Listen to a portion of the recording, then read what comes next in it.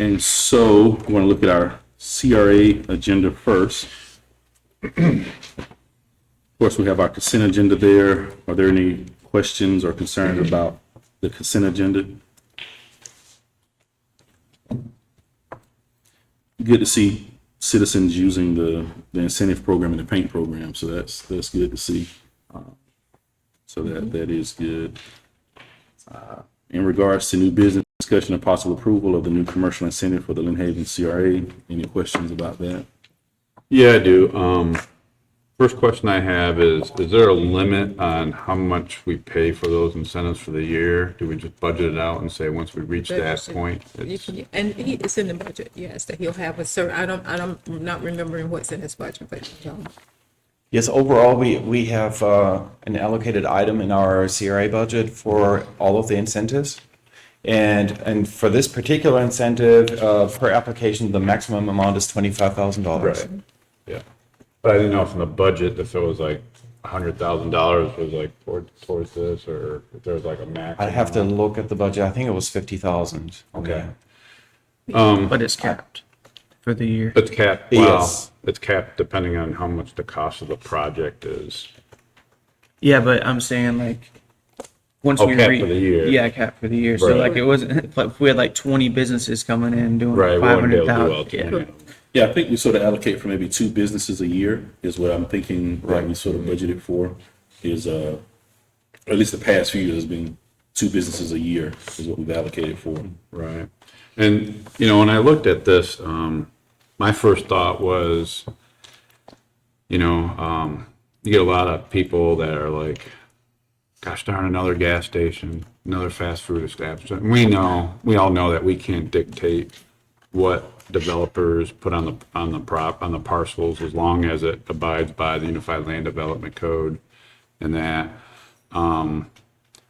But to me, I would think it'd be more beneficial if we could, because I noticed there's a list of businesses that don't qualify for it, right? But is there certain establishments, certain businesses that we want to bring into Lynn Haven, and should we focus on those type of businesses? Because, like let's say a fast food place wants to come in, do we want to use it for that? Do we want to use it for a gas station or something like that? Or do we want to say specifically, we want to use it for these types of businesses? Well, I think the challenge to what, and I agree with you. I think the challenge is that this is limited to the CRA. Yep. So it's, what do we have available in the CRA that we could bring a business to attract them to that? Right. For example, like Major Smokehouse, is that in the CRA? Yes. So Yes. we have Major Smokehouse, Right. but it's a nice establishment, but it's a small establishment too. Right. And so I think that's really the challenge in the CRA, because now we've gone back on land capacity as well Yeah. in the 1911 plat. So we've also cut back possibly what a business could do, which may make it a little harder to attract. I think Florida Avenue is going to be that area that we are trying to bring businesses to. So I think that is going to be the incentive. Maybe that's where we put our focus, is trying to get, as we build up Florida Avenue, trying to get businesses, on Florida, which is why it was great that the steakhouse chose Florida Avenue, was because that's sort of where we're trying to Right. direct some. See, and I some think those businesses. type of businesses, I think, the residents are really wanting to come to Lynn Haven. Yeah. And there's the other aspect as far as tax revenue. There are certain businesses that bring more net tax revenue than other businesses, but But no, that's a good question, because that's the question I am asked quite often is, what incentives do we offer for businesses to come to Lynn Haven? And so is that something we could advertise to those businesses? If I'm hearing Commissioner Walker, is like, hey, there's a possibility you could get this $25,000 uplift or facelift if you're establishing a business in the CRA. Yeah. And is that with a building that's already on ground? Is that if If you're expanding it, Okay. and that's 500 square feet, right? I think one of the main goals here with this new incentive is to really, for us to gain some traction when it comes to commercial development in the CRA. right. And the storefront assistance program that is already in place, I think it's a great program. However, it limits us only to the renovation of a storefront. So what do you do if you don't have a storefront, but Right. you have a good running business and you want to expand it, you want to add 5, maybe 10 jobs, you want to add on to your existing structure. We want to support this, of course, but right now we can't. And so I thought with this commercial incentive, it gives us some more flexibility on the one side, but then on the other side, I also added this paragraph to kind of limit the type of businesses that this incentive would qualify for. Right. So there's a fine line, I guess, and I guess it's up to the CRA board in which direction. Because these would would come like to to- you, if when they apply, we just Right. don't give them to them, that you still have to approve them. So, Right. yeah. Well, I love the idea of this, by the way, and great job coming up with this.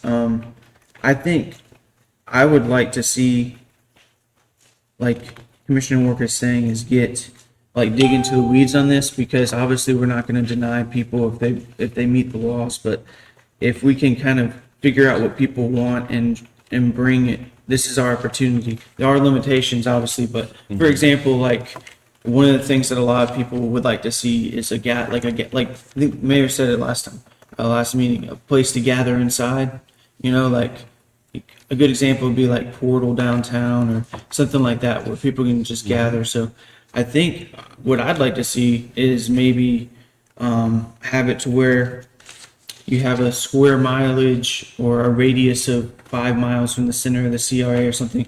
If you don't have certain business, if there is not a certain business type of that type within a square mileage of the CRA, then that would make you eligible. Because if you bring something unique to the CRA that is not available within a certain mileage, people are going to be driving to Lynn Haven to use that facility because they don't have it within driving distance of their own. So if we can really use this as a way to incentivize unique businesses to come in, I think that would benefit everybody. The citizens, the city, even people bringing in money from other cities. It's another tool in our toolbox. And should the CRA board approve this incentive, I will share this with our site consultant next site. They will love to hear this because that's another perk, another incentive that they can mention to potential new businesses that are looking at sites here in our area to make our area a little bit more attractive from a commercial perspective. Other questions for the commercial incentive? Other suggestions? I'm just leaning towards, I think, we should determine like what do we want, what type of businesses we want to grow in Lynn Haven and what we want to focus on. I think that, to me, in my opinion, is what the program should focus on. Okay, so you're saying like limit the program to particular businesses such as retail, Like regular restaurants, sit-down restaurants. Okay, What was it when you brought, I think you had an example earlier. Family entertainment, family entertainment. Right. inside family entertainment or Because, something like that. and I'll ask all of you this, I mean, would you really want to use this for another gas station? Right. You know what I mean? Because I'm not saying gas stations are bad, But they're coming already. They don't need the incentive. and that's true, especially if it's a franchise business or something. They probably have their own programs so And that, the They wouldn't limit, qualify, and you have by to the way. remember too, the space in the CRA is very limited. There's not a lot of space Yeah. there. It's only the You already CRA. have, it's already businesses there. I would love, actually, some businesses, I can think of off the top of my head, I would love for them to apply for that, to enhance their business. When Ben and I talked about this was one of the things that we wanted really to focus in on the CRA, to enhance it. As we are doing the new Florida Avenue revitalization, it goes in well with what will happen there. And so some of those businesses just need to expand just a little, maybe to hire another additional person, but don't have the money to do it. That's going to help us in the long run and them. So we really are focused on, in the CRA, we know there's not a lot of land to build things like a build gas something new. station. Yeah. So and then what he can do is get you a list of all of those businesses in the CRA, and then we have a list of vacant properties in the CRA, which are not very good as Okay. well. So I'm pretty confident that it will surely, and I'm hoping it will, help businesses that are already there. I would love for them to be a part of that. Right. And then he can give you the vacant lands as well. And then really you can see from vacant land what could and could not be built. What would the process be if, let's say hypothetically, we approved as is? How easy would it be to, study it and say, okay, give it a year and say like, okay, we want to modify this incentive program to be more specific. You just come back and modify it. Okay. What would it be the same process we're doing now? Would be the process. Yeah. We draft a modification and then come back and vote on it. Yeah. Is this something that you would want to line up with, when we do the yearly budget? Or around that time, I should say, not necessarily the same time. Well, we would add money to the budget either way for this program. And just like we do our residential, so it would be in the budget anyway. So I think we'll be fine with the Okay. budget we have. Okay. There's nothing wrong with it, and, like, coming back a year later and to kind of Oh, absolutely. to kind of revisit this incentive and to see the things that work well and the things that don't work well, and then make some adjustments. That's perfectly fine. I do want to take a moment and really give credit to Miss Vicky and the mayor. They challenged me to come up with an incentive. They gave me the parameters, what they envisioned, and so I created that based on that conversation. Awesome. Well, thank you for No, I bringing us think- back. Thank you. I think it's great. It's, businesses is important because that's what brings the most net revenue to the city, so. And it's- keeping the ones that we have here and helping them to grow, that's, it's really important to me. Very excited about this. I am too. Thank you, Mr. Jenke. Moving on to our regular meeting agenda. Have our warrant list. Are there any questions about that for Tuesday, about the warrant list? I did have one. What was it? No, I haven't looked at it. I forgot what it was now. Look at it. I can get with them afterwards. Okay. All right, and then. Oh, the DocuSign for 10,000. That's something we just pay yearly or something? So it's just 1 It's cut year. down on killing about 200,000 trees. So it's just a fee once a year we pay? Okay. Yeah. That was the question, sorry. Is the 200,000, the sledge hauler? 204 Green South, yes. It was? 100, yes. So we're hoping that's gonna start going down? Yeah, so we signed off on I believe, $165 or $163,000 invoice yesterday. That'll be on the next check run, be on your next warrant list. But yes, it will start going down. We do have the pond repairs that we'll have to pay them for, but the overall sludge hauling will start coming down.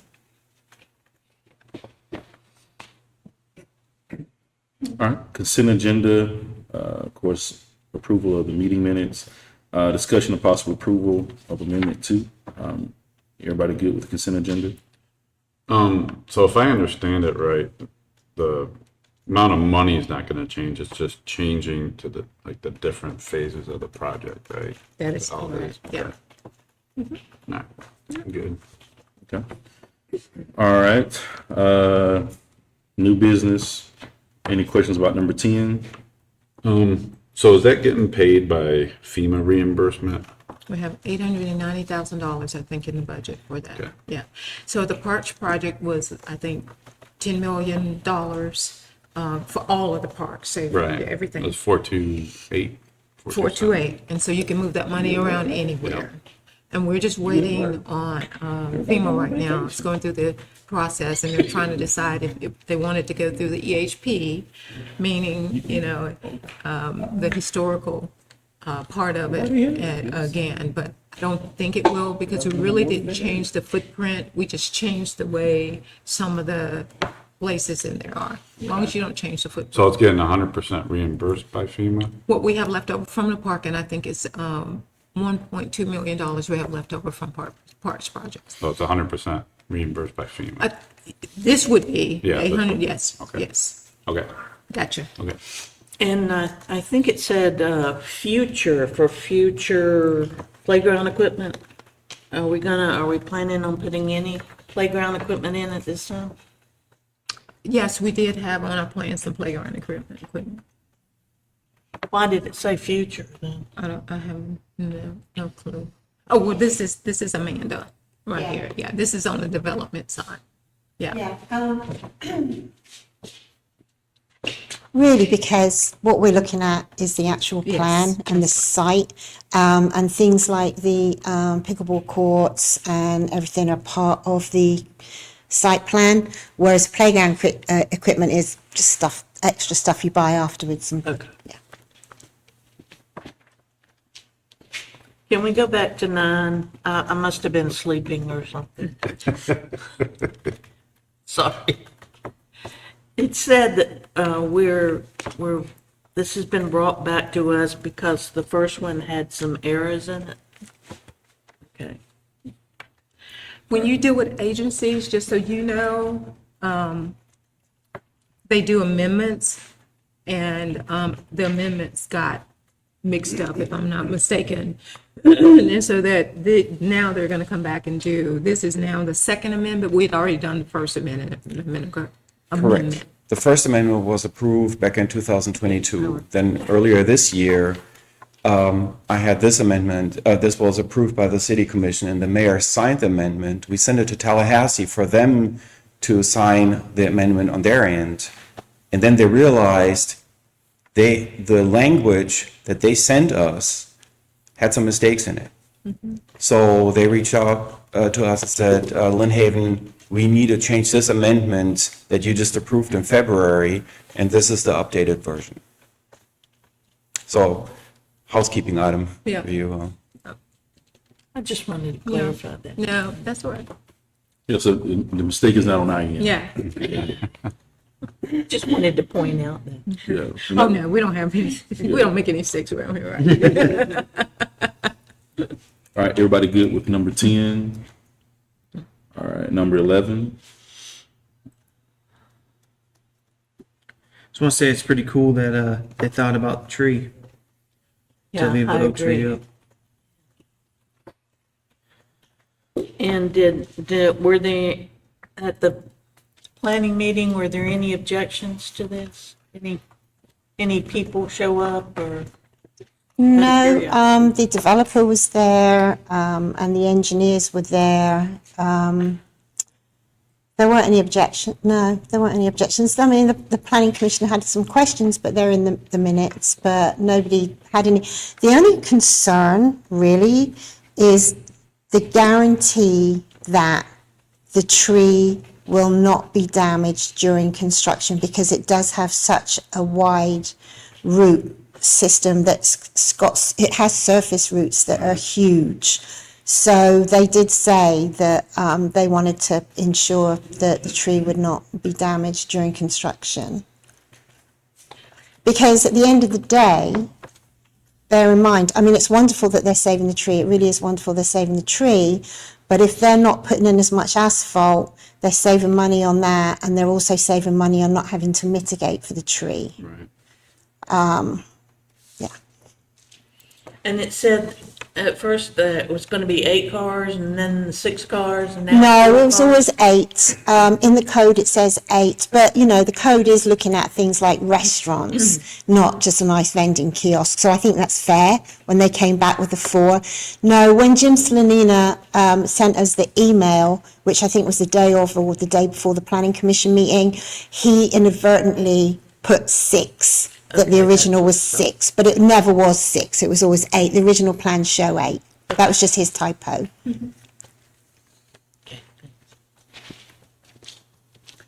All right, any other questions? And moving on to agenda item number 12, for establishing agenda preparation protocol. I have some questions. I have a question. Okay. In one place it says that, it'll be discussed, it should be discussed at the pre-meeting, and then another place it said it can be added at the meeting with a 2/3 vote. We're, Is that what we intended? I think we're trying to capture all of what was said. Specifically, what part are you talking about I specifically? think So it's- in one I think C, it's- there's an opportunity for anybody to, at this meeting, request that an item be placed on the draft agenda and some timing as to how you do that. Section B says that it becomes binding once it's approved at the beginning of your regular scheduled meeting. We're trying to also provide for when you, how you add something when you don't have this meeting. Where's your point of entry? So then in section C, as in the event you don't have this pre-meeting, or even if something comes up between the Friday and the Tuesday meeting, there's also an opportunity at the, well, built into this proposed resolution anyway, that you have an opportunity to add, delete, or well, modify the agenda by adding or deleting an item at the very beginning of the meeting. So Now, does this mean we're gonna, section 2, back to section 2B, does this mean that every meeting we would vote to approve the agenda? this is something for y'all to discuss, but yes, Robert's Rules of Procedure do contemplate the approval of the agenda at some point, and generally that happens at the top of the meeting. Yeah, I'd be on board with that. So I recommend striking that, is what I would recommend.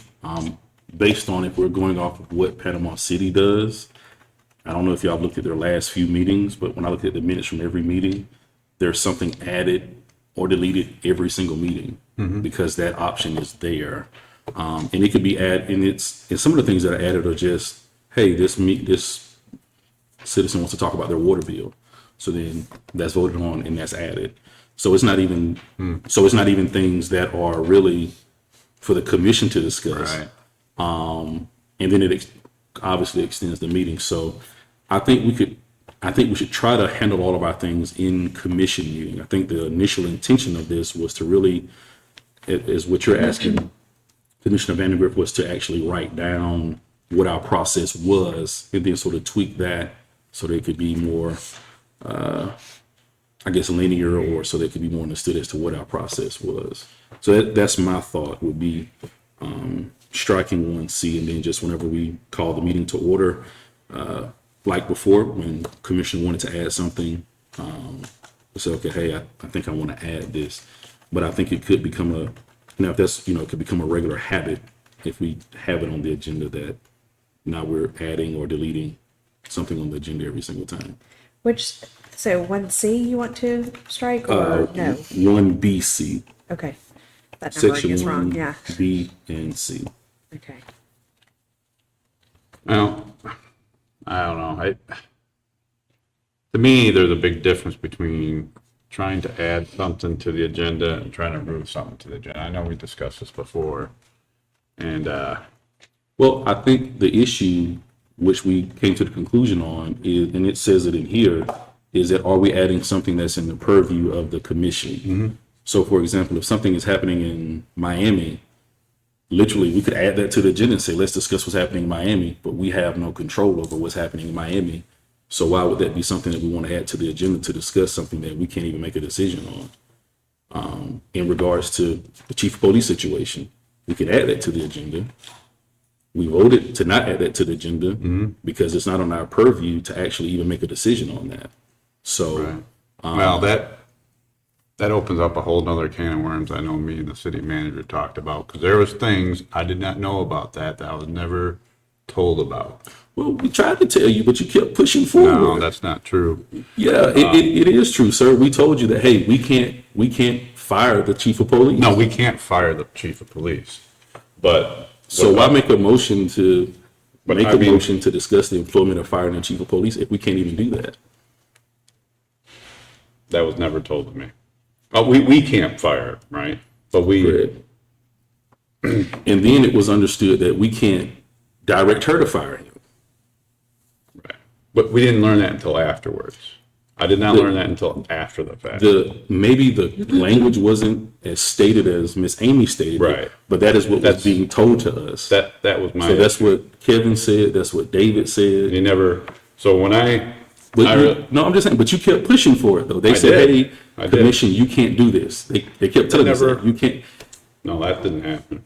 We did say that the commission has no authority over what happens in the personnel issues of the city of New Haven. I really That's don't what want to we said. rehash all this, but. No, let's rehash it because Okay, obviously all right, that's let's the rehash point of it. contention for you. So when I originally brought it up in the email, yes, that was my original motion was, to fire the police chief. To Okay, so we direct- can't okay, do that. Okay, hold on. Right. But at the commission meeting, I changed my motion for discussion and possible And so approval about. We brought it up this. and the commission voted no. Right. But my issue was the city attorney never, or nobody ever told me that we cannot, do that motion. No one ever told me that. So It's when I not- emailed, The thing is, it's not that you can't do that motion, but why are we making a motion on something that we don't have control over? That's what I'm right, saying. and, So okay, you can I'm make okay, we can make the motion. right, I'm okay with that, but I was still never told that. Even, so, Go ahead. so when I originally emailed Ms. Gaynor about it, right, I didn't hear anything, right? The agenda comes out Thursday afternoon, I believe it was.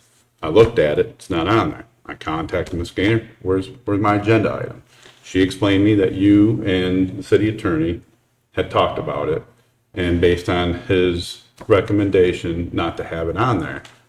I'm like, what? And I could have called him, but he also could have contacted me. At that time, he should have contacted me and said, you can't have it on there because of this reason. I was never told that. I think we had discussed all of that prior to you asking for that. Now, let me say this, that was really a matter of timing. So it wasn't we make this decision on Wednesday, we publish it on Thursday, and then you find out it was a matter of timing where as soon as you got it, we had just made I just got off the phone with the attorney then. And you can't contact me about it. Right. So I was there when she emailed you. So I was in the office, had just got Right. off the phone with the attorney. She emailed you, you responded with the email. So that was really a timing thing where, in essence, nobody had the time to call. When I say didn't have the time, Before the commission meeting, you were told before that was before the commission meeting. but no one told me I could not make that motion. Here's what we're saying, Commissioner Ward. You can make the motion, but again, we can make a motion about telling the mayor of Miami to open his beaches Right. at 3:00 in the morning. We can make a motion and do that, but why if it's not under our authority to do that? Right. I was never explained that. So if you can't fire the chief of police, then how do we not think that it's not under our authority to make a motion to fire the chief of police? So my original thinking was, we, all five of us, are the boss of the city manager, right? She has 5 bosses. And I figured, just like chain of command, right? If we can direct her to do that because she works for us, that would be a viable motion. But come to find out, that's not the case. And I didn't know that at the time. As I understood it from Dave Marcy, which you had a chance to talk with, Yeah. and as I understood it from Kevin, is that the personnel matters of the city of Lynn Haven, and even Jennifer made mention of it, that the personnel matters of the city of Lynn Haven were to be decided by the city manager, that fell under her provision. That was to be decided by her. So when HR attorney came and talked to us, I asked him that specific question. And he didn't really have the full answer. He was like, well, because he was like, yep, that would be up to the city manager to decide that, right? And I said, is there anything the commission can do to try to make that happen? And he goes, well, that's kind of, I forgot the exact wording, but he didn't really have an exact answer for that. And so he didn't really know. Because even so, that's not under my purview. Right. Prior to that, what we had discussed is that we as the commission would stay out of it and let the city manager deal with it. That's what we had discussed. And so that was what we had thought was the consensus of the commission. However, you wanted to continue to pursue it. I did. And so Another reason we said, no, we're not going to put this on was because the consensus of the commission was that we were going to let the city manager deal with it. So again, I think it's just a personal issue. I don't know. I don't know what you got going on with the chief, but I think it's a personal issue. With the chief? I don't know. No. I mean, Okay, I'll say this. I don't know. If I had a personal issue with the chief, when last time we talked about it with the whole text message thing, I could have made a big deal about that. I did not. So And I didn't, and I don't know. had my reasonings, okay?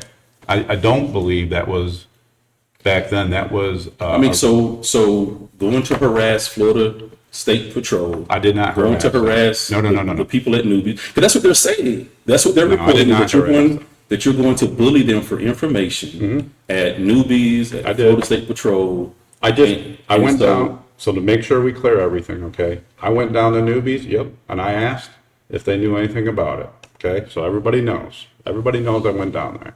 And I didn't know it, the fact, I guess I wasn't supposed to do that. So if that's the case, I wasn't supposed to, fine. But after that, I never went back down there. They didn't tell me any information. I didn't get any information, okay? So I didn't get anything from that. So I went down there one time. So, but here's the word on the street is, hey, they felt intimidated that you even came over and addressed them. So I'm just telling you what. I wasn't trying to force them to do anything. I introduced So who I was. We have a commissioner that is going out being an investigator for a HR situation. So that is definitely out of our I get it. scope. I get it. At the time, I did not get that, okay? But that's what we were saying, though. We were saying, hey, let HR and city manager, let them deal with it. That's what we kept telling you. But there's been other municipalities where commission has gotten involved. But we're not other municipalities, we're Lynn Hayden. That's why we're top 10 city in the state of Florida. Because we're not those other municipalities, because when commissioners do get involved, that's when the issues start, because we blur the lines when we get involved. Which is what has happened. We've blurred the lines. We're not going by what is actually stated in documentation. We're going off our own intuition, and our intuition is not always the right thing So to if do. we don't agree with the decision that the city manager is making, then what do we do? Talk to the city manager I about it. have. And she knows, you know how I feel about it, right? I've been very direct about it. So there's a reason why we get involved, because we are her boss. So, Okay. and that's why, But us getting involved doesn't have us getting over involved, which is what happened. So we get involved to the extent of dealing with her, but not getting involved with the extent of dealing with the case. That's an HR matter. I understand. So Yeah, that- I agree, I overstepped my bounds when I went down to Miss Newton's.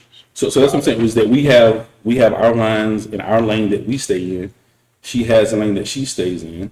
At times they intersect, but we just can't like veer off and drive across the median and jump in her lane. We just can't do that. So, Well, I understand what you're saying, but if there's something that we disagree with a decision that the city manager is making, we do have a say-so in that. I'm not saying we don't have a say so. We'll tell her, hey, we disagree with this. Right. I hate to pick on you, chief, right? We may not agree with the selection of the new chief. Right. So do we go and tell her, hey, we don't like the new chief, now you need to get somebody else? That we liked another candidate better? Because that's what we're saying. Well, there actually is a difference in your code and your charter regarding the selection. You do get to be sort of involved in that process. You don't get to have a say in the separation or termination of an employee or department heads. Okay. So, sorry. So really, the only thing that we can do as a commission is a vote of no confidence if we wanted to. Is that right? That is an option, yes. So that we could legally do. That's, yeah, she is within your purview. You could do that, yes. Right. That's probably what we should have done from the beginning, so that we know where all of us stand on this issue. I know it's a contentious issue. As you know, I'm passionate about it, because I think this is an integrity thing. And it's not just this issue. I even, at the special commission meeting, we had the HR attorney,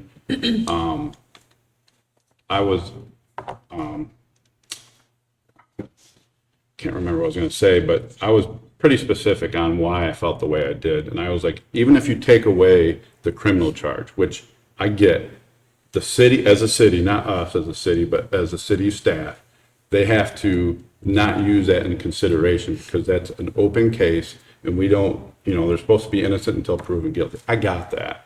That's why at the special commission meeting we had, I brought up, okay, if you just take the civil citations and other actions the individual had made, could that be a viable reason to fire an individual?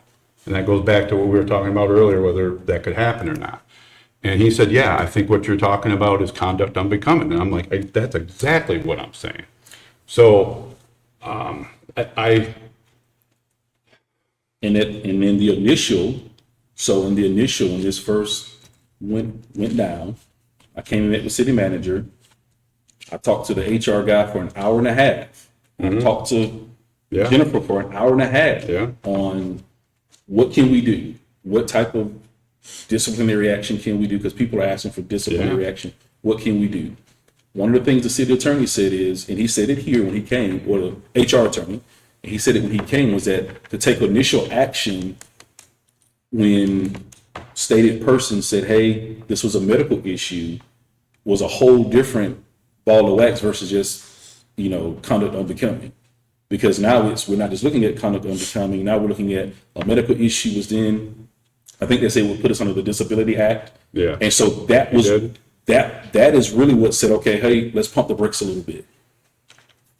So so when this initially happened, I probably spent 7 or 8 hours between the three of them and even talking to other department heads on what is something, what do we do with this?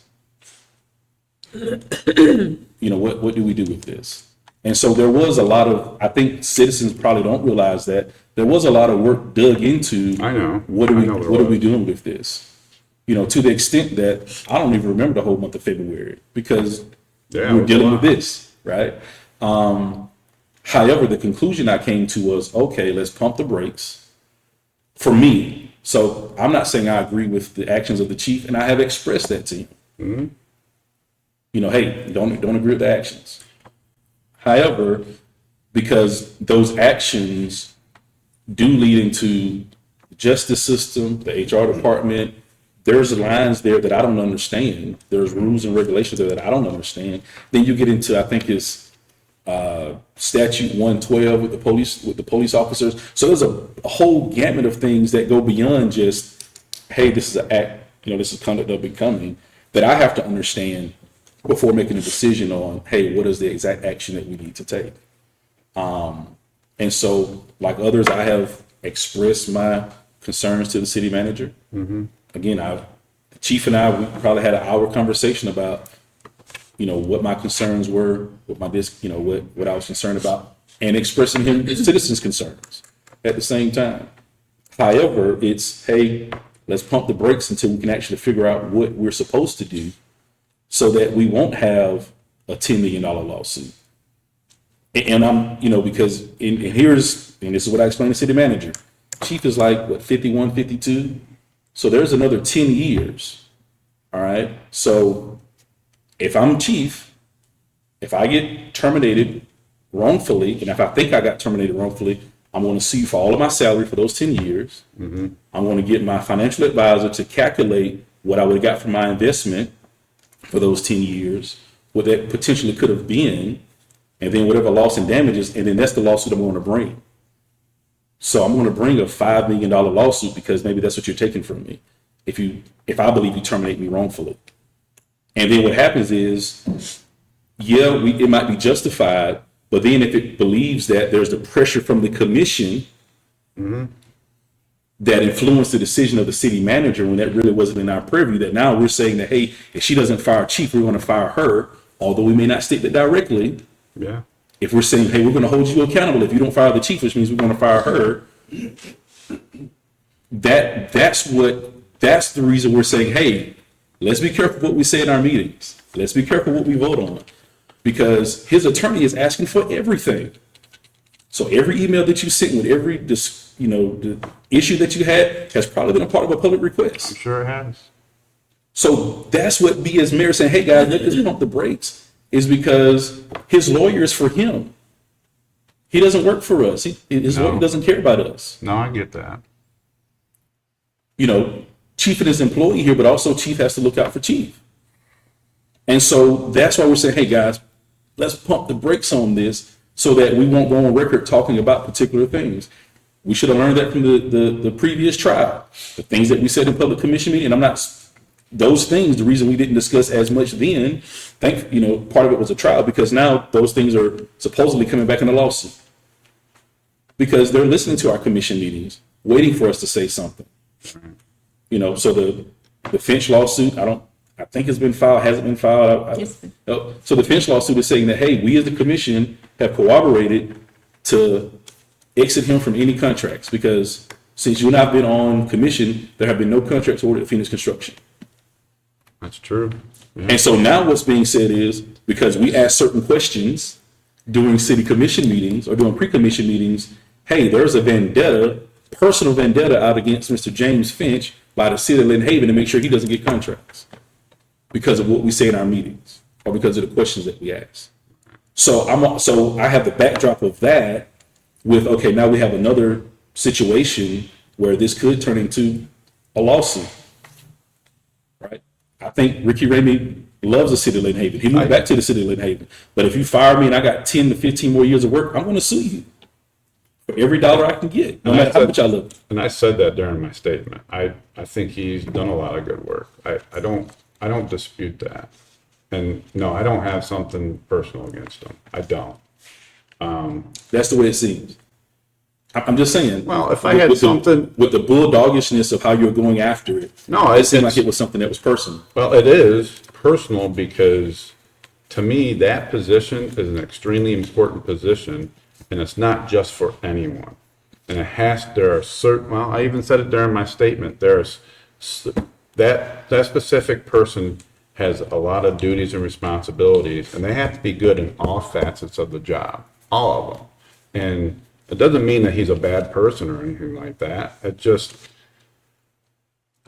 don't think, I think with everything that he's done up to this point, with certain actions taken in the past that brought negative publicity to the city, I just don't think he's the right person for it. I don't. Got it. And it's not because I have a personal vendetta against him. I do not. I truly feel that way. And, you know, me and Commissioner Peebles, both in the Air Force, you know, and what's our core values? What's our first core value? Integrity first. Integrity first, right? And that's a big, big deal in the Air Force. And obviously this is not the military. I got that. But, you know, we were brought up a certain way where if you don't have certain integrity and certain, you won't hold certain positions. Or if you were holding a certain position, you will not be in that position anymore if you do certain actions. And that's kind of how I feel about this one, because it's an extremely important position. So, And it's not just this last incident, it's Right. incidents prior to this. It just all when you look at them individually, Right. no, it's not something where I feel we should fire the police chief. But when you bundle it all together, it's like, doesn't look good. And I see some red flags in there and I don't like. got you. So that's how I truly feel. And again, I don't have a vendetta against the police chief. I do not. So, thank you for explaining that. And I think that is the seedbed of where number C comes up, Miss Amy, Okay. is that. 1C. Yeah, B, 1BC, yes, 1BC on the actual agenda. Yep. So I think the discussion we've had is that C, that's where that comes, I think that's where all of this came up. Was trying to understand how do we add stuff to the agenda? How do we add it to Because the every time I've had something added, all I had to do was go to the city manager and it was added, it was done. And as I said, there have been certain things where, and it hasn't been things of this hierarchy where if it's something that we look at and say, hey, let's let staff handle this, because initially that's what we're pushing it to is staff. Well, yeah, staff has a huge part in the agenda, absolutely. So, so there are items that are pulled before city commission meeting. And city manager calls and say, hey, this is getting cold. And again, I think in your scenario where it wasn't added, because I remember that day, it was really a timing issue. And when I say timing, it was trying to publish because I didn't come in till late that afternoon, like literally around 4 o'clock. And so it was okay, let's get this pre-agenda out.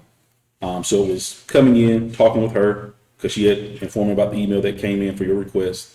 So we talked about it. Then we said, let's call Kevin about it. I talked to Kevin about it. And then we said, okay, hey, let's not publish this. Now, as I understood it, Kevin was supposed to call you, I think, and talk with you about it. He As I never did understood that. it. He never did that. Now, it's easy for me to say that because he's not here. So as I understood it, because I couldn't call you and tell you. Yeah, I know. You know, so I That couldn't would- call in Yep. and have this conversation that we're having. Yeah. So as I understood it, then you were supposed to have a conversation. And because of the timing, she went ahead and published the agenda. And then I think you responded like immediately. As soon as you got it, so what I'm saying, as soon as you got it, I was still in the office. So I knew you had an immediate response. Yeah, So that was still done before pre-commission meeting. However, we didn't have a pre-commission meeting, Yeah. which was the thing. right. And the reason we didn't have a pre-commission meeting, because that would have been the only item to meet to discuss. And since it wasn't on the agenda, then we did not meet because there wasn't anything else to discuss. And even, let's say with our agenda, even with our pre-commission agenda, sometimes we do confer with the city attorney. Is there anything that we need to meet about to discuss? And so in consulting with him about that, it was, well, hey, if that's not on the agenda, then you need to have the pre-commission meeting. So all of that was done. So as I understood it, you and him were supposed to have a conversation. never Because he did. said he had already talked to you before and told you that you couldn't do that. No, he As I never- understand it. Not So- one time has he ever told me that, not once. So that's how I understood it, was that, so based on that conversation, I was like, okay, well, is he just trying to push, trying to bulldog this to get it on the agenda when we're saying we're not going to discuss No, this? not one time was I told I could not put that on the agenda, not once, until we came to the commission meeting and that whole thing happened. So he never, ever told me that, not once. So, And and we've had a conversation about that. so sorry for the miscommunication. No, and I apologize too. I know I can be contentious sometimes, but it's because, yeah. Most of the time, Oh, come on. Well, it's not because I'm but I trying enjoy to, it. It's fun. well, Makes our meeting spicy. well, I mean, I think all They can't have of us, all the fun. I think all of us want to take certain actions to make the city better. We do. And I mean, obviously, we all got different opinions on it, but it's just frustrating when you know what the right decision is and you can't get there. And I think once things are handled in June, and I think as I understood, the consensus is, hey, we all have our opinion. Let's let the courts do what the courts do. And then that'll give us all the information that we need to make the right decision, or either the best decision of what we need to make. Right. Because I will say, that being extended through a curveball. So when we were thinking everything was going to be settled in April, when it went to June, that threw a curveball. So, so right now we're waiting, and June will be here before we know it. So Well, and that's if it doesn't get delayed again. I mean, who hopefully no knows? more delays. I hope not. I really do. But right now, some action has been taken. He's on administrative duties. And when a citizen asks me, difference between administrative leave and administrative duties, essentially, we're still getting our money's worth to an extent. He's still here to be a consultant for us on different matters, Right. and not just paying him to be on vacation. So, Right. but I mean, as an officer, I mean, he's been stripped of all of his duties. So no arresting rights, not driving a company vehicle. So he's really not an officer right now. And when we talk about, character, integrity, all of those things, I mean, it's stripped him to the core of, hey, you're a staff member now. So you come to work every day, you do your job, in your office, but you're on desk duty now. So, so yeah, I think once things come out in June, then we circle back around. The city manager will update us on what her decisions are, and then again we meet with her and express our agreement or discontent with what. I will say this, if I trying to did set have the- that conversation, that I could not put on the agenda, I would have never brought it up here. Yeah. So that was my understanding. That never, I'm telling you, that never happened. Never. Well, thank you for clearing that up, because that's how I understood it, was that conversation that happened. And I think that would have avoided the whole thing, honestly. Yeah. So, It was my understanding that he spoke to each of you this, and said, we were not gonna discuss that at any meeting. I don't know if he Well- called each of you and just asked you not to just discuss that until we had either more information or, I could give you more information. There was that conversation that was like towards the beginning of the whole thing. And when we had our first pre-commission meeting, we were all of us didn't really say anything. Right. Even though I really wanted to. But then later, when I got the public records request from Florida Highway Patrol with everything, and that's when I sent the email to Miss Gaynor, that's when I sent, that's when I Yeah. sent the email on the whole thing. But when I sent that, after that point, there was no conversation that said, you cannot do that. Not once. and so what I was under the impression of when that email came in is that there was a conversation that happened prior to that said, hey, you can't do this. And then this email is coming in, going against what we've been suggested not to do. So it's like, hey, what are we doing? And so that's when Kevin and I talked, and he said, well, I've already talked to him, and I'll talk with him again. But Because like this conversation we're having right here, this is what I felt like we needed the very first pre-commission we had. And it was like, no, don't say anything. well, I think initially because we didn't know what was going to happen. So we didn't want to, for the first pre-commission meeting, because everything was so much in the air as to Right. what should be done. It was new. What is new, that we didn't want anything to be done. We didn't want our statements to be premature before the action, and that we might have influence on whatever that action might be. And then we're putting ourselves, up for a lawsuit, and that we're part of that. So I think that was the initial, and the first part was that everything was so new because we got the information, then we had a meeting like the next day or so. So it's like, okay, what really is going on? What's the difference between fact and what social media is saying? Right. And what's really happening, what's really going on. And so I think we're just waiting for all the facts to come, at that point. So, Okay. all right. Are there any objections to striking 1BC? I think if we're gonna do that, maybe rather than striking it, amend it and say that if there is a pre-commission meeting, no, I'm saying that backwards.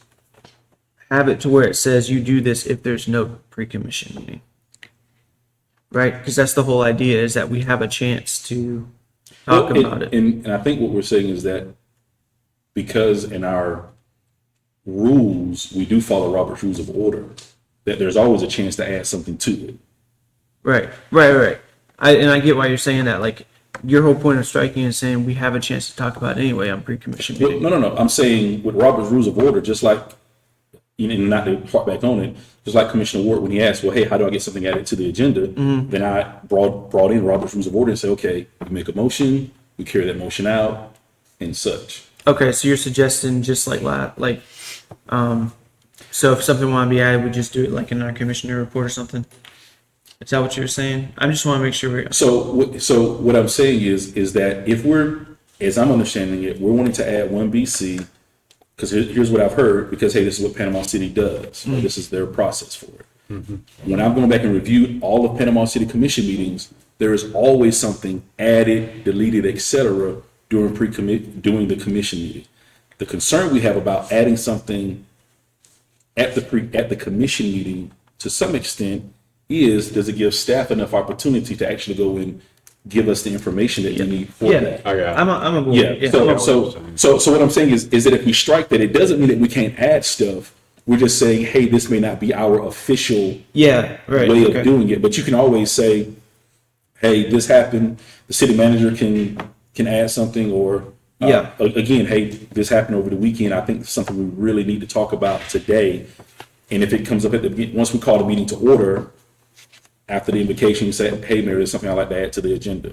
And then at that point, we can add something to the agenda. Okay. But I think to make it a part of our standard policy, I understand. Got it. Is because what I see is something being constantly added or deleted at every meeting. I think what you're trying to prevent is someone come in, the example you used before, and just continually adding menial stuff that shouldn't be added at their particular Yeah. time. I get that. Yeah. So Let's say but- 20 years from now, you got a commissioner that doesn't like anybody and they just want to be a pain in the butt or something, and they could just make people vote just for the heck of it. I get it. It's preventing that from happening. yeah. So certainly not trying to say, hey, that we're not to add things that are important or things that are vital or critical, because there is the option of, even if we vote on it, even if we have this commission meeting and it states in here, and there's something that comes up over the weekend that the city manager needs to add, then, she can add that to it. And If then- it's time critical. Right, if it's something that's time critical. So obviously, if there's something that's critical for us as a commission that we need to discuss, per Robert's Rules of Orders, there's already something in there that say we can add it to the agenda. Okay. And then- one, go ahead. But there's a difference when the city manager adds something, because she has the opportunity to contact each one of us Right, and give us the background information. that's true. But at a commission meeting, we could be blindsided by a motion and not have the time nor the information to make a good decision. And I'll tell you the way I am, if I don't have the information, or if I feel like I need to think about this, I'm going to vote against it. Table it. Yeah. And there is an option in there. and We have built in a prerogative so that when you are sort of surprised or blindsided by an issue, every commissioner has the right once to just table an item because they don't have enough information. And the result of that, it doesn't require a vote. You can say, this has been added to the agenda, and as soon as we get to that new business item, you say, I want to table this until the next meeting to get more information. There's no more discussion, there's no vote, and it automatically gets placed on the next agenda to give you that time to get more information. So let's say theoretically, I said during my commission report, I want to add this item to the agenda. And let's say Commissioner Vandegrift says, I want to table that. Does it have to get voted on, like? To get added, it has to be voted on. Right, but would it automatically be added the next week? Or is it just, hey, we'll talk about this next, like on the following pre-commission meeting? So that's going to be up to y'all how you do this. This Okay. resolution would allow you to say, I'd like to add, dog parks to a discussion on dog parks to this agenda. And it'll be subject to a vote of 2/3 of you. So if 2/3 of you say yes, it gets added to new business automatically. Now, when you get to that new business, if she says, I'm not prepared to talk about this at all, I don't even want to have this conversation for another 2 weeks, she can exercise her right to, I want to table this until Okay, next meeting. got it. Yep. It's a little bit procedural, Yeah. but they're two different. Yeah, for sure. One is the exercise of a prerogative, and one is a procedural addition of a discussion item to the agenda. You said you have one, is that one opportunity per meeting? So on any issue, if you exercise the prerogative to take dog parks off the agenda, at the next agenda, no one gets to exercise the prerogative to then delay the discussion indefinitely. It has to happen. It's a pass you only get happen once on that item. Oh, it's the item, okay. Back to the 2/3. I feel like we should change the verbiage to either 3 votes or majority, because if you do the math, 2/3 of 5 is 3.334. So that would theoretically mean you need 4 votes, which I don't think in any other situation we would require 4 votes randomly. I'm certain it came from the city of Panama City. You can make it whatever you want. A majority is what Robert rules require. Yeah, so yeah, we can just say majority, because even then, that would be if a commission member is absent, then you would still need a majority. If you have a quorum of 3, 2 would have Yeah. to vote to add. Yeah, so you can just say majority there. And one other thing I had is back on section 1C, talking about not in the purview of the commission. Maybe we should consider making specifically state what's in the purview of the commission. That way that we won't have any, like, it would prevent any confusion or contention potentially, because, I You think have- that list will be exhaustive though. Well, your code and your charter already essentially Yeah. say what is in the purview of the city manager, Okay. and what is left to the city commission to do. So I do think that's, the execution of that just requires a little bit more communication. Yeah, I'm Making sure just that kind of those thinking channels like in the happen. future as more people come in, because we're creating this for not just us, but for future commissions. So maybe could you add a reference to whatever document says what's in the purview since it's already written? I can make a reference to the charter, which sets forth what are the duties of the city manager and what are the duties of Right. the commission. Yeah, So I can do that. perfect. Yeah. So basically, when you say purview of the commission, basically, the mayor looks at it and kind of gets an idea of whether he thinks the commissioner thinks it should be on the agenda or not. Is that- Well, it's in consultation with city manager and city attorney. It's a three-way discussion. When I see Yeah. something on the agenda that I don't think is within your authority, I'm gonna pick her up and call and say, what is the action you're actually proposing they take? Or the commissioner. So that I can, or correct, well, I mean, I won't know it until I see it on the agenda to react to it, but Right. if, I wanna know, particularly if I don't think it's within the commission's authority, I wanna know specifically, is this Vicky reporting something to y'all? Or is this a proposed action you're considering taking? And normally I will call the attorney and say, you know, I need to do this or that, and they'll say, that's within your purview. Your commission doesn't need to vote on that. Usually it's always whether or not the commission needs to vote on something. Okay, so. So just to make sure I understand is, so if it comes to the pre-commission meeting and the mayor doesn't think that there's enough support to have that item at the next commission meeting, the mayor decides, No, that's not how this reads. no, okay. So assuming there is a pre-commission meeting, you can say at this meeting, I would like to add to the new business on Tuesday's meeting, a discussion of dog parks. Y'all will discuss that here. Right. And there will be agreement that, yeah, let's have that discussion at the next meeting. That's how 1C works Okay. right now. Okay. Now, So it's up to the commission as a whole then. By consensus, it will be Yeah, added. so not one person is making the decision. So Okay. the way this reads is by 5 PM on Tuesday, contact her to let her know what you would like to see on the agenda. Okay. If it's about terminating the police chief and we want to say, no, we're not going to discuss that. Right. Right? We're not going to have that on the agenda. Other than that, it's going to be put on the agenda. And that's where that's where if it's something that's critical of, okay, is this something that the commission really needs to discuss? Is this under our authority? Is this a staff issue? Is this a city commission issue? If it's, what do we want to do with the splash pad in Al Kinsall? That's something that the commission has to decide. Yeah. So that stays on there. Once we come here, as she said, then like we do each time. That's been our procedure as we go through the agenda. Hey, is everybody good with this? Everybody good with this? Everybody good with this? Then once we get to, dog parks, has your name beside it, or splash pad has your name beside it. If we're like, let's hold off and let's not discuss this right now. If we sort of all agree on that, then we remove it from the agenda. So it's not the chairperson making the decision on necessarily what's on the agenda, what's not on the agenda. It's looking at it saying, is this something that we do need to discuss as a commission, or is it something that, again, the staff can handle? So for example, I went over to 18th Street and they gave me probably 5 things over there that they wanted done on 18th Street. So I called city manager and she said, hey, forward that information to Bobby, forward that information to Bobby. Or I could have just waited and said, I want to put this on a commission meeting that we're having issues on 18th Street. And then when that comes to the city manager, like, why don't we just get staff on this?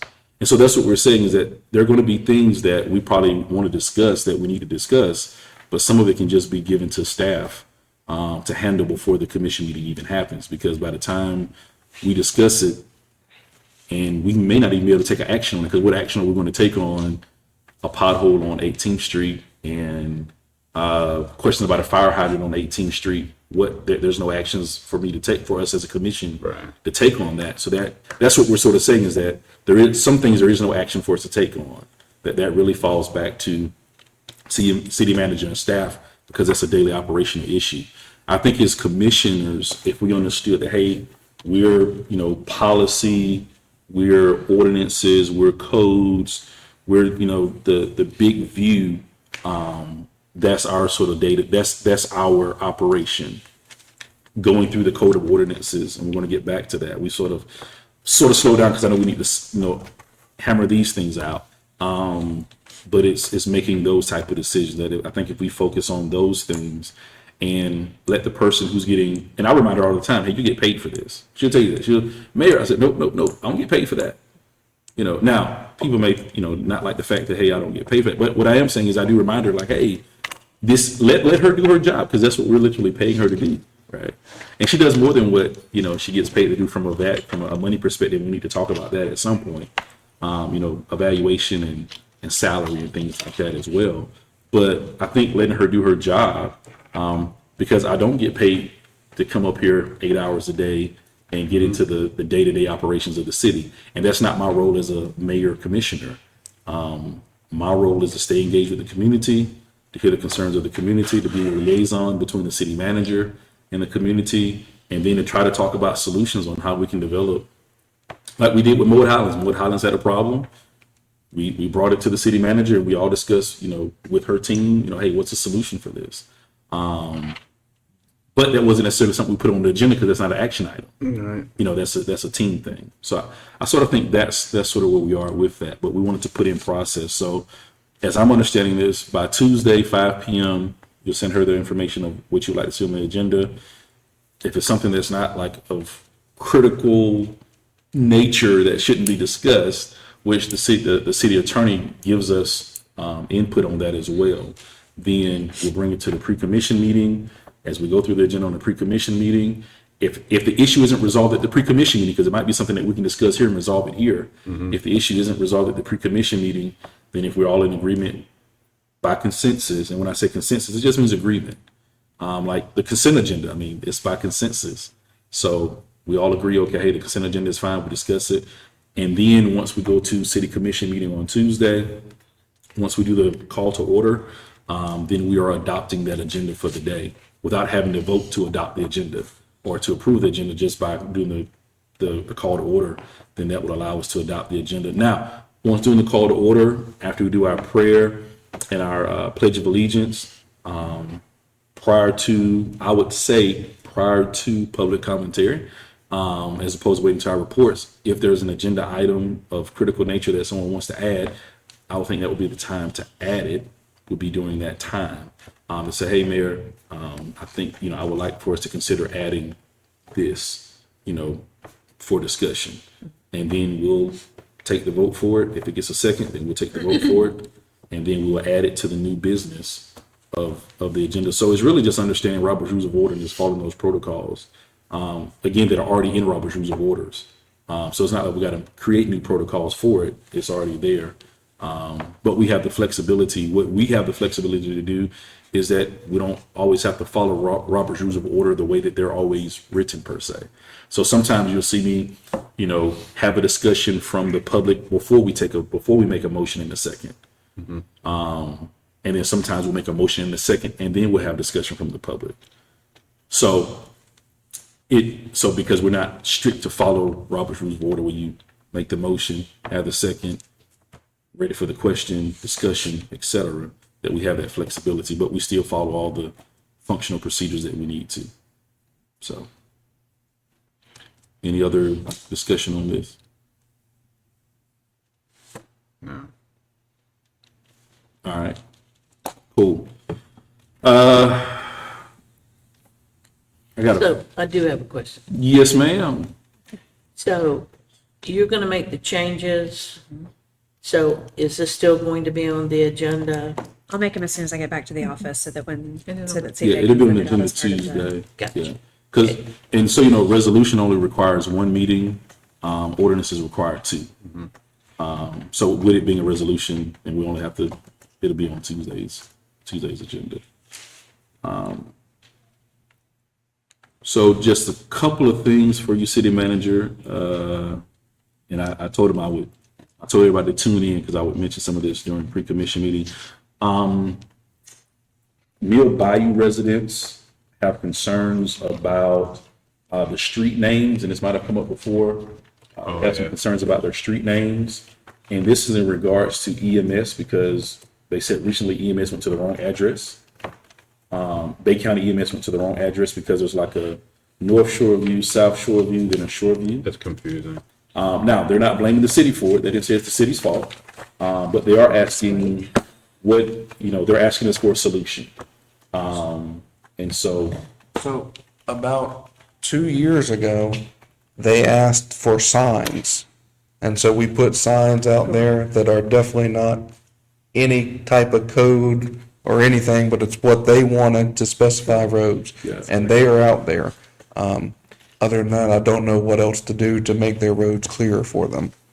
so that there's just the conversations I had yesterday. So, So they've got the regular street signs, and then under that, they've got smaller signs that say like South Shore View, I think is one of them, with an arrow pointing, and then North Shore View pointing with an arrow pointing. And then there's another one that's a weird name, or not a weird name, but contradicts the other one. There's signs to specify, but it is, yeah. When I was campaigning, that happened to me. Yeah, my GPS got confused. yeah, so the complaint for us was that DoorDash was delivering to the wrong houses. So that's how That's this whole exactly right. ordeal got started. Mr. People's food. Yeah. Yeah. So that's what I got yesterday was that the Bay County EMS went to the wrong address. And so this became like There's a anything that we can do there. critical issue. Right. So I did ask would they be open to changing the street names. So of course, that those individuals can't speak for the whole of the community, but is that a salute? Would that be Don't they have to go through the postal? well, and see their postal service is Callaway. Yeah, and aren't they the ones They that? have Yeah. Panama City, they're in Lynn Haven, but they have Panama City zip code. Yeah. So, Bay County contacted, the city, oh gosh, I don't know, 6 weeks ago or so, maybe 2 months, I'm not sure. Because the residents had contacted whomever, the post office. Addresses used to be under the control of the post office. Now it's emergency services. So we contract with Bay County to do our addressing. And I'm not sure if we did at that time or if we were doing it, but we always had to send the addresses to the emergency services to tell us if they're okay with it or not. And sometimes they were, sometimes they weren't. I'm just trying to recall the emails that we got. So I think I was contacted by Bay County telling me that the residents wanted to change the address, and they were doing the research into why the addresses were the way that they were. And from what I recall, the postmaster of the post office that was responsible for all of those zips told the city back then how he wanted things.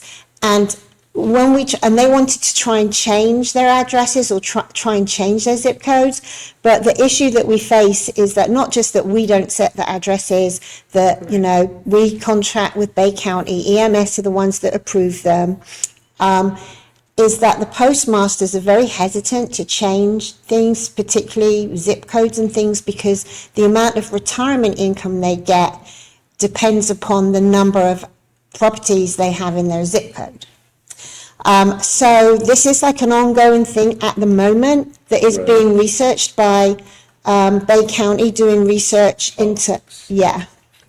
You got it. Yeah. Okay. Wow, it's a whole lot more complicated. Yeah, It everything is always much more is. complicated. I have heard about the mail routes and how that really determines what you get for your income. Yeah, so I'm not sure what the outcome of all that was, but I will definitely reach out, like probably on Tuesday when we come back in, reach out to Bay County and see what they've come up with, what they've discovered or whatever.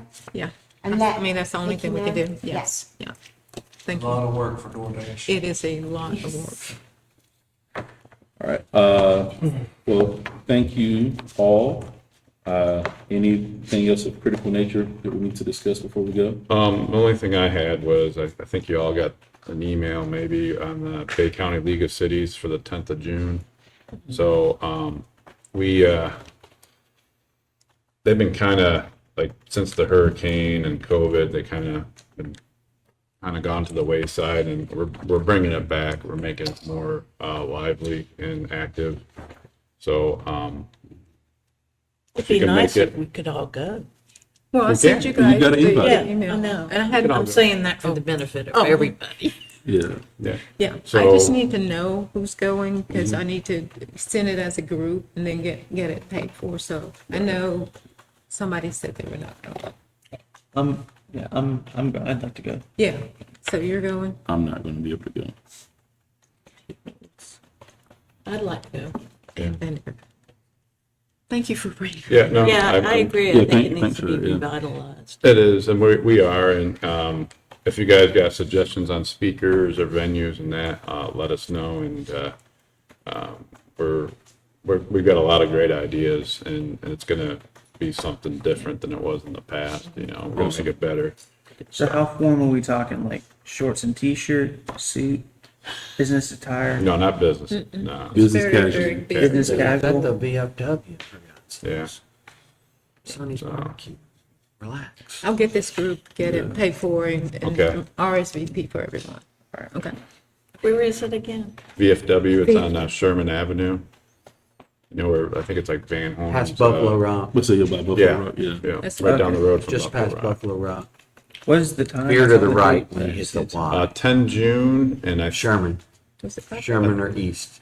Go Sherman. 10 June, and it starts, I think it's either 5:30 or 6 I think o'clock. it was 5:30. Okay. Crossover at Popeyes. Crossover. So, and the other question, I know I brought this up before, but we got any more, news on the comp plan as far as when we're gonna reviewing that? So Amanda and I have been in contact with Dr. Chapin. We know that he is going to try to get together and do a workshop in July for everyone here. It'll probably be a Wednesday or Friday. We have a conference call with him that we're trying to set up to kind of just give him an overall of everything. I think he had been out of the country because he's at FSU. So anyway, that will happen in July. Okay, Yeah, we just need to firm down a date, and I asked him if it could be like the middle of July, and we'll have that phone call with him and then come back to you and see if it works. Is that Okay. good? that's all I had, thank you. Couple more things. Our July commission meeting will actually fall on July the 9th. And what happens is we have July the 4th, that Thursday. Typical fashion is the staff is off July the 5th. So I'm proposing that we move the meeting to that Wednesday or Thursday, to give staff enough time to, Probably so it can, the commission so that we can get everything out to the public and they'll have enough time to look at it. because they'll just be getting back Yeah. really that Monday and then trying to turn things around for us that Tuesday. So proposing that we have commission meeting on July the 11th, Which would be uh, Thursday? Thursday, yeah. Okay. And that'll be our morning meeting. Okay, I'll get What that. Thursday is that? It's Third, second? Second Thursday. Thursday. So the 11th. Yeah, At 9 o'clock. at 9. Yeah, don't give us too early. I say 6 o'clock and we just knock it out. AM, I love that. That's I like right. 6 a.m. Better be donuts. And lots of coffee. Okay? And we'll public notice that, because we have to. Yes. okay. I heard a lot of compliments about the concert series We had a that great, we had. we had a great time. Yeah. Any plans for any summer activities for our citizens? Lots, okay.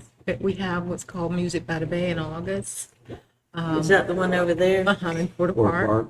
And then we spend, after a concert series and even before then, we spend until July 4th, working on nothing but July 4th parade and concert. As everyone's heard, Dina Carter's coming. We got some huge sponsors to sponsor to get her here. We will have the flyover again this year. I've already made arrangements for that to happen. So it'll be another great year. I know this is political season, so we'll probably have, lots of participants this year. I think it's probably gonna be huge. So staff and we've been meeting on July 4th, Who do probably you since talk to about February. getting in the parade? Who do we see about getting Communications. communication? Do you need an application? Yeah, I think the Moose Lodge down. I'll send you, Panama City you want me to Moose send you an Lodge. application? Yeah, Okay, I'll do that. I'll share. it. If you could just forward one to all of us. When I do that, Yeah. yeah, I'll just forward it to everyone. Parade application. And then just making sure everybody will be here for the parade so that we can make preparations for that as well. I'll be there. Okay, all right. Lord willing. And Can you make sure that the float, you need a crane to lift, some of us up onto the float? we built a staircase. Baby steps. We've got a staircase that's built. Start the steps a block away. Yeah, we built the staircase, so we're working on that. I guess There had a ramp. one last thing. You may or may not know, I'm completing a PhD, and so my PhD studies are in South Africa. A couple of years ago, I had to go to South Africa for like a month or so. And so this year I have to go back to South Africa. So the month of June, I'll actually be out for those two meetings. So Who's pro tem now? yeah, Okay, so I'm giving you fair warning right now. Nothing controversial. Okay? so just wanted you all to know about that. I think you officially, when that meeting happens, I guess excuse my absence or something. Right. We'll have to put on the Yeah, motion yeah, to excuse your Yeah, absence for both that'll of be a them. Yeah. standing motion. What's your topic? What is my topic? A grounded theory analysis of traditional Baptist preaching in the 21st century. Something like that. Yeah. So just studying 3 African-American preachers in the year of 2020 to see what their sermons were like around the death of George Floyd in the presidential election of 2020. So what were they saying? What were they preaching? And then sort of how does that look historically throughout the African-American community? So hopefully, so I'll go, matter of fact, I was meeting with the professor via Zoom on the way here. So yeah, I'll be doing that in June and hopefully have everything done by November. And then I have to go back again for defense and then go back again for graduation. I look forward to reading that 400 pages. Hey, I'm looking forward to getting it done. I'll wait for the paperback. Yeah, I'm 120 pages in now, so. You want the paperback version? Mayor, just 2 reminders, I'm reminding everyone that you did vote to have a lot of the development and planning on the second meeting. So usually those meetings are going to probably be filled with a lot of agenda items. Probably the first meeting will probably be very light. But because we have so much growth that's going on, lots of contracts, we need to do lots of bids that have gone out, but we're waiting on pricing. We're having to negotiate with some of the contractors because bidding right now for projects is outrageous. And so you'll probably get a lot of those on the second meeting. That's where we'll try to keep them because that also gives people a chance to come out. And kudos to everyone about the Minnesota Avenue sidewalk. I don't know if you've seen that, but it is absolutely marvelous. We are trying to put in lots of sidewalks so we can cut down on the cars that are around that area because it is very, very congested in that area. And then lastly, I think all of you got the email about Moet Howlands. We do have a traffic study committee, and it does take us a while, but we get there because we want to make sure we're doing the right thing. And so those speed bumps will be going out.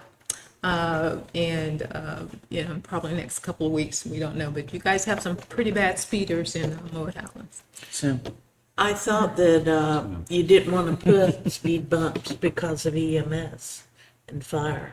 Yeah, this is pretty bad, but they'll be fine. I think we talked to Chief about that, and he was fine with that. Because one of the reasons we didn't put stop signs is because most of the streets that we wanted to put them on are not aligned. They don't line up. It's like off a little bit. Yeah. So yeah, so we talked to Chief, and he was fine with that. Because Dundee, it doesn't have a stop sign until you intersect with, That one. and yeah, so that's a strip right there. Only one other area you could put it is on Inverness and whatever that other street is on the other side there. But that's towards the beginning of it. Thurso, Inverness. Andrews has the safe drivers. That's right. Mayor's house on the corner, so they know they got to drive. Because they know how safe. the mayor says it, right? But that will, we definitely think that will help a lot. Okay? Awesome. Hey, everybody have a great weekend. Oh, Commissioner Prano? I just was wondering, just one thing, and I don't want to hold anybody up, but where are we at on the technology center library? Like a place, a budget? I know there's talk of the little building behind Old Joe in the parking lot of the faculty parking lot over there for the New Elementary. There's that little wooden building over there. We have a budget to rebuild the library. We do have a budget to rebuild the library. If you notice, we took some of the money out because we knew we wouldn't do any construction starting this time, but that is something, that's a policy and a contract thing that absolutely has to come to the commission. Once we are finished, I think the plans are probably like 95% at this point to bring to the commission. But before we can do that, you just approved the last meeting, or you will approve, excuse me, you will approve, and this is a bid that came in over for the infrastructure to be put in place. Remember, that was in the budget. We've got to do that first. Okay. And so that's one of the major things, is to put that infrastructure in place as well. And then the commission will need to decide, and then you've had this conversation before, if you want to save that 1.9 million, or if you want to continue to build the library. Yeah, I remember, I want to say the last time we discussed it, it revolved around the financial review committee. And they were the ones that recommended. Made the recommendation not to, to take that 1 million and put that towards debt versus rebuilding the library. And of course, I got a lot of feedback from the citizens saying, they wanted the library. So we got a lot of feedback from them about that. So certainly I think it's something worth discussing. And It certainly is, especially when you also, on the other hand, say we want a gathering place, So Very true. we might be able to put all our eggs in one basket. Totally. So, just saying. well, thank you That's for it. that. Yeah, because that's money that's used by insurance. There's no FEMA tied to that, because we didn't get any money from FEMA for that. Yeah. All right. Everybody have a great weekend. You too. See you Tuesday.